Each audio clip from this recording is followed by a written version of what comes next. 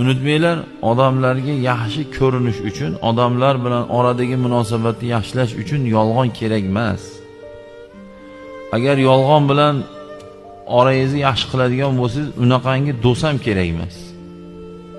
Ko'rmagan tushini ko'rdim deyish yo tushiga qo'shib yolg'on qo'shishlik eng katta yolg'on hisoblanadi. Eng katta yolg'on hisoblanadi. Ko'rishib, men shunaqa odamlarni eshitdim. Xo'p, men tushimda bunaqa ko'rdim desam, yolg'onligi isbotlanmaysiz-ku. To'g'rimi? U shuna deb turib, ikkinchi o'rtog'iga borib turib, ko'rmagan tushimni bu oshnamga aytib shuna dedim degan, u orqali xabar kelganda xullas.